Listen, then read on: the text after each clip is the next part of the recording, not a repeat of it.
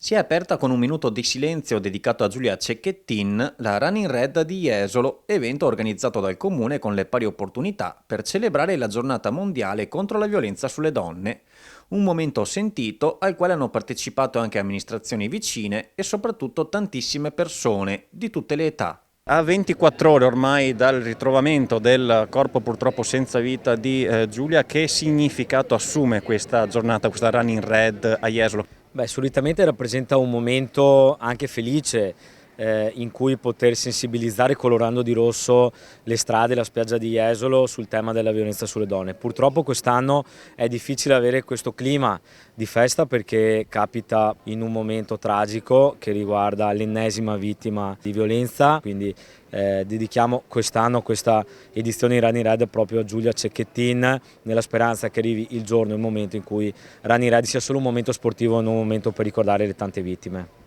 Un momento dove partecipano anche tante famiglie, tanti ragazzi, quindi un modo magari anche per sensibilizzare dal basso i giovani che saranno i futuri uomini e donne di domani. Beh, assolutamente fondamentale che il messaggio passi in tutte le generazioni, soprattutto quelle più giovani, perché non si creano più uomini del domani che risolvono i problemi esercitando violenza. Come ogni anno era presente all'iniziativa il centro anti-stalking e antiviolenza La Magnolia di Sannona di Piave, gestito dalla Fondazione Ferrioli Bo, al quale sono state donate le offerte raccolte con le iscrizioni alla corsa. Centro antiviolenza e anti-stalking, La Magnolia come agisce sul territorio? Agisce sul territorio con un'equipe specializzata nel Veneto orientale, noi diamo tutti i servizi gratuitamente alle donne e quindi abbiamo tutta un'equipe al femminile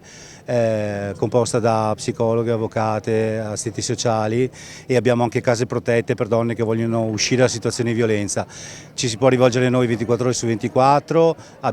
noi rispondiamo tramite il numero di emergenza 1522, numero nazionale, quindi è meglio avere un'informazione che non rimanere sole in una situazione ingestibile. E proprio il presidente Roberto Bellio sabato mattina sarà presente in Piazza Indipendenza a Sannonà per un evento di sensibilizzazione contro la violenza sulle donne assieme ai tanti dirigenti uomini di associazioni di categoria, forze dell'ordine e aziende uniti per dire no alla violenza. Supportate a 360 gradi tutti gli uomini che magari agiscono violenza, anche loro aiutate. Certo, noi abbiamo il centro educativo delle relazioni affettive, il CERA, che a Sannonà è uno dei 7 centri, solo 7 ne abbiamo del Veneto, per il recupero degli uomini che agiscono violenza nei rapporti affettivi. Qui mi rivolgo alla categoria degli uomini a cui apparteniamo,